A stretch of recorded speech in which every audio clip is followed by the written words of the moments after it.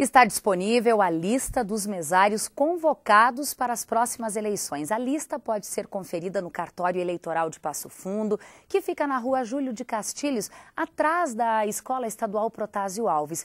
Os mesários que precisam solicitar o pedido de dispensa do processo têm até 5 dias para fazer o pedido, que vai ser avaliado pelo juiz eleitoral. O trabalho do mesário é voluntário e, de acordo com a legislação brasileira, o benefício é recebido em troca, são 2 dias de folga. O documento de convocação vai ser enviado para o endereço dos selecionados. Outras informações pelo telefone 33 13 5877. Tempo seco e temperatura acima da média para esta época do ano agora dão espaço para a chuva e também uma previsão de queda da temperatura nos próximos dias. Veja a previsão para amanhã e já para sexta-feira. A previsão do tempo para esta quinta-feira será de céu encoberto com pancadas de chuva e trovoadas. A temperatura mínima é de 12 e a máxima não passa dos 21 graus. A sexta-feira segue com muitas nuvens e chuviscos. A temperatura mínima é de 15 e a máxima não passa dos 21 graus. Quando prédios antigos e monumentos são preservados, a identidade histórica e cultural de uma cidade também se mantém. Em Passo Fundo, por exemplo, mais de 60 edificações históricas ajudam a contar como a cidade cresceu e se desenvolveu em diferentes aspectos. Só que para manter a conservação desses prédios é preciso de prevenção e de fiscalização. Há 2 semanas, um prédio histórico da cidade foi consumido pelo fogo. Para evitar esse tipo de problema, é preciso vistoriar o mais antigo, sem esquecer do novo. Este é o prédio que registrou o maior incêndio da história de Passo Fundo, ocorrido há poucas semanas.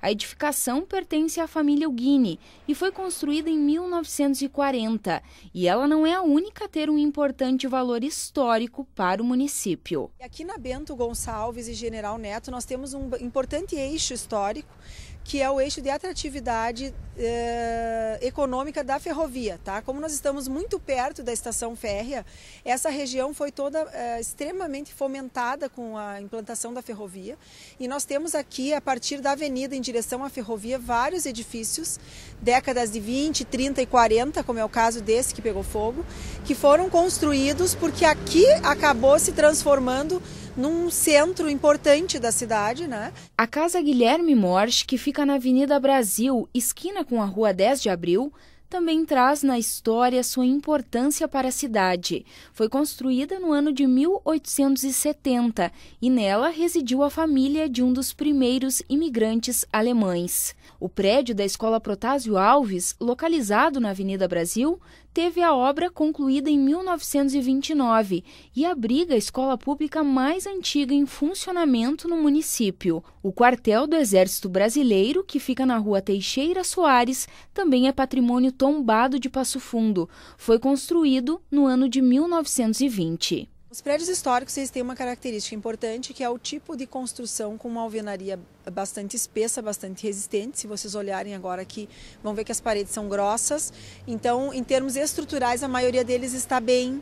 O problema principal que a gente tem que ver é o tipo de instalação elétrica, porque antigamente a fiação era outra, o disjuntor era outro, as cargas eram bem menores. Então, essas instalações devem ser sempre reformadas. Então, cuidar com o telhado para não ter infiltração, que vai degradando o material. Que aí num caso de incêndio, por exemplo, um material degradado ele ruína mais fácil, né? Passo Fundo possui mais de 60 edificações com valor histórico e cultural para o município.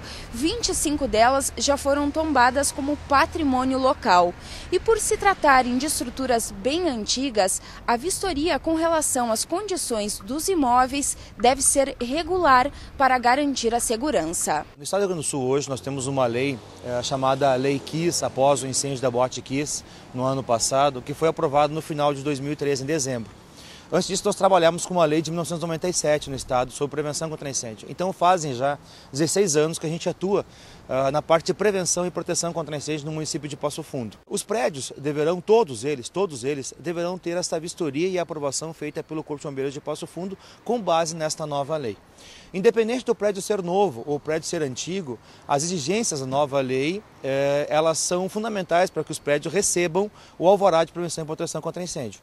Essas exigências vão desde extintores de incêndio, saídas de emergência, iluminação de emergência e, em casos de prédios mais antigos, a gente solicita, sempre que possível, ao proprietário, uma revisão na instalação elétrica. De acordo com o Major Seolim, o incêndio acontece onde a prevenção falha. E isso a gente tem trabalhado diuturnamente em Passo Fundo.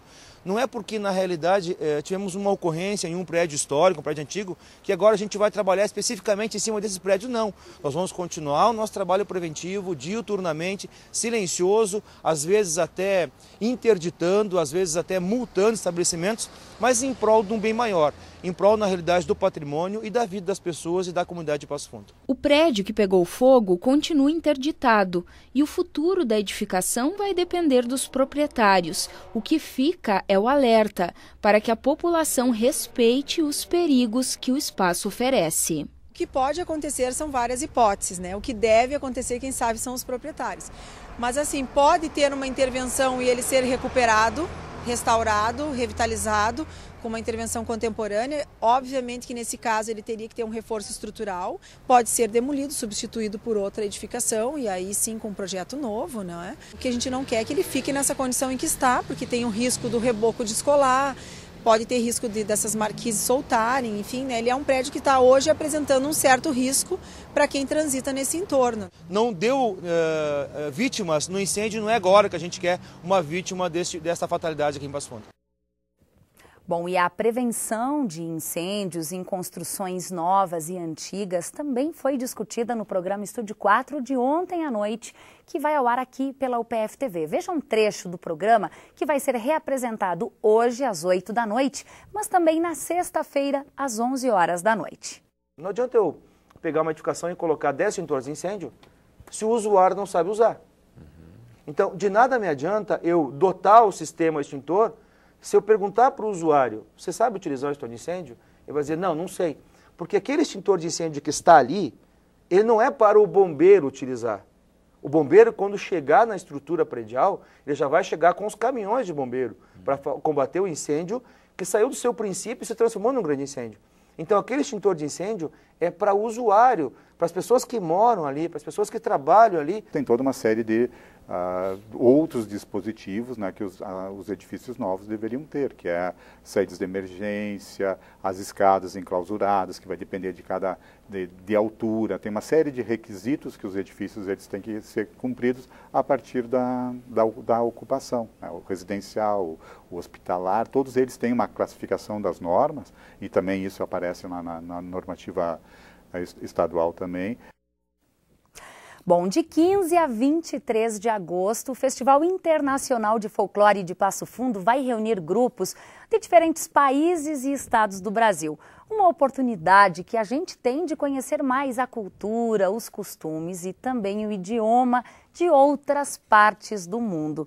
Bom, nós convidamos para dar uma mãozinha para você que quer se comunicar durante o Festival Internacional de Folclore, a professora da UPF Idiomas, Aline Pacheco, professora do curso de inglês na UPF Idiomas. Aline, seja muito bem-vinda à UPF Thaís. TV. Que bom te receber aqui. Obrigada, prazer é meu. A Aline tem uma outra função. Além dela ser professora de inglês, ela também tem uma função no festival. Que função é essa, Aline? Sou coordenadora dos guias atualmente, né?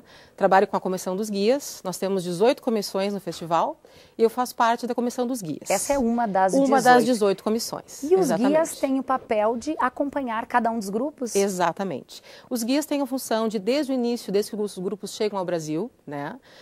Nós estamos recebendo os grupos de Porto Alegre, alguns estão vindo a Passo Fundo já diretamente. e nós acompanhamos desde o momento que eles chegam até a ida deles embora para os seus países de destino e demais grupos que vão para o restante do Brasil. Né? Bom, praticamente esses guias, durante o Festival de Folclore, abandonam suas casas e vivem inteiramente com esses grupos, porque tem a responsabilidade sobre eles. Exatamente, Thaís. A responsabilidade enorme é nossa, né? Desde o momento que os grupos chegam, para conhecer um pouco da nossa cultura aqui de Passo Fundo, do estado e do Brasil, né?